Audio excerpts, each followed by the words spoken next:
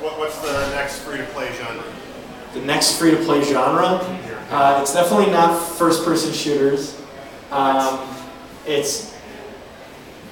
think the next one that I would love to see someone actually figure out, and that they could figure out, is kind of like, it's not turn-based strategy, but it's kind of like Civilization. Have you ever played Civilization, Civilization 5, any of those types of games? Basically a game in which you start and you build up a civilization in a real way, where there's like dynamic kind of like creation of your culture, your science, your armies, your whatever, but that it's not kind of the current state of strategic battle games, but a bit, broader. Yeah, there's a bunch out there actually that are still yet to be tackled. No one's done dungeon crawler properly yet, like a Diablo type game. No one's figured that out yet. I would love that. No one's really figured out, how to do anything with a controller fully properly yet. So I think there's a lot of genres that are still yet untapped. So why wouldn't TinyCo be attacking those genres?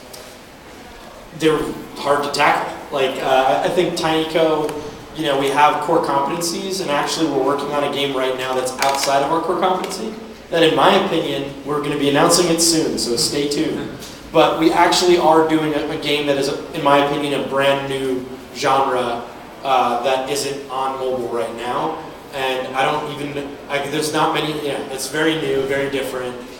So we are trying to innovate, but we also do like to stick to the things that we know we do well. This definitely, we're going out on a limb with this, and it's going to be pretty interesting, but we're should be announcing it probably the end of the month. And it succeeding or failing, does that have, if it fails, will people get punished, or will you be encouraged to try? Everyone gets punished when they fail. Encouraged to keep trying new stuff, Yeah, no, I think that's a great question, and the question is if you go and try something new and innovative and you fail, do you stop trying to innovate? And I think as a business, I'm not gonna lie and say that that failing doesn't hurt. Failing hurts. It hurts a lot. I always hear a lot of people in the technology age, and now it's fail faster, fail harder. And I'm like, you want to succeed though, right? And I think that you have to mix failure and success. I think that you can't just fail all the time and fail hard and fail fast. I think during development you can fail fast and fail often and fail hard and learn. But I think with going to market, if you're not clearing a path for yourself, if you're not holding yourself responsible, and you're not trying to succeed and trying to win, then I also think that you're missing an opportunity for growth and success there as well. And I think we're always going to try, but we have to balance it with keeping our business vibrant, sustainable. And I think that's a mix of risk profiles. Games that we know how to make, games that we don't know how to make, and keep going to bat. And I think that's how, even in the movie business, they'll do 7 movies where they're like, yeah, we got Avengers, we got Captain America, we got this. We're going to do this weird-ass science fiction movie also. And see how that goes. And maybe they end up getting the next Lord of the Rings franchise, or you know what I mean? So, a lot of things can happen with entertainment, with portfolio-based entertainment businesses. To what do you attribute the resurgence of 8-bit graphics? Such a great question. The question was, to what do I attribute the resurgence of 8-bit graphics? I think a few things. One is they're really easy to create and program. And 2, they're fun and nostalgic.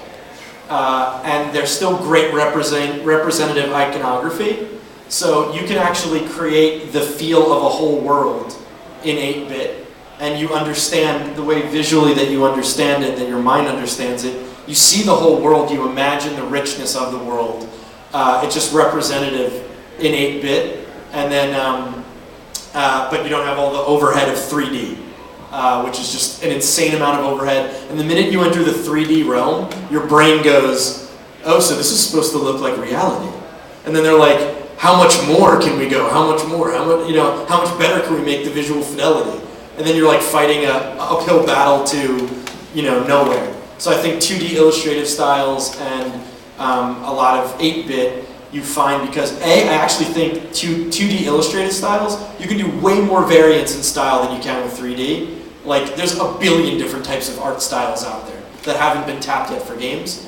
8-bit happens to be one of them, and it's the one that everyone remembers from NES, SNES, sprites, 8-bit sprites, and it just tweaks that nostalgic place, and it's just fun. I don't know if that's a good answer. Cool, any other questions? Well, thank you guys. I appreciate you, listening to me ramble on for a while.